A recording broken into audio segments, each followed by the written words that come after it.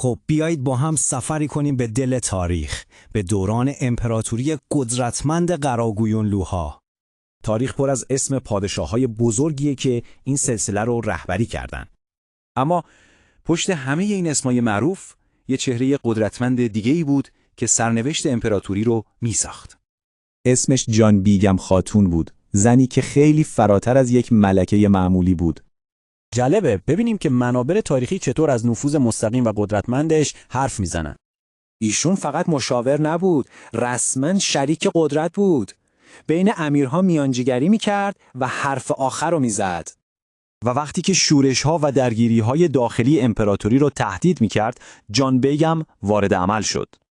اینجا دیگه اوج قدرتش رو میبینیم، یه فرمان صلح، اونم با مهر شخصی خودش.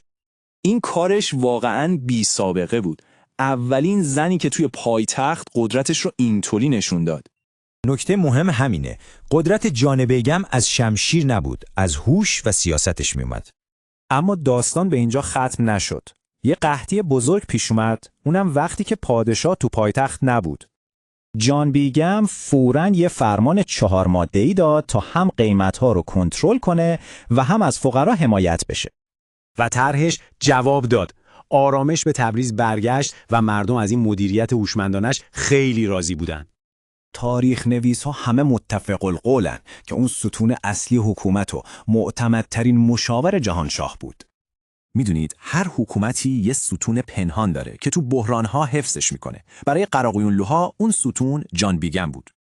خب این یه سوال مهم رو پیش میاره. چرا تاریخ معمولاً داستان زنهای قدرتمندی مثل اونو فراموش میکنه؟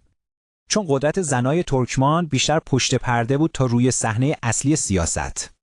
شاید اسمش کمتر شنیده شده باشه، اما تأثیرش از خیلی از فرمانده‌ها و وزیرها عمیق‌تر و ماندگارتر بود.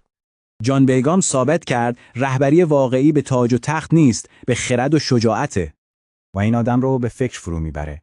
امروز چه کسایی دارن پشت پرده دنیای ما رو شکل میدن؟ من حسین علی محمدی هستم و خوشحال میشویم نظرات، دیدگاه‌ها و پیشنهادهای خودتان را با ما در میان بگذارید. کمک کنید صدای باریش سسی را به گوش دوستانتان برسانید. باریش سسی، سیزین سسی نیز.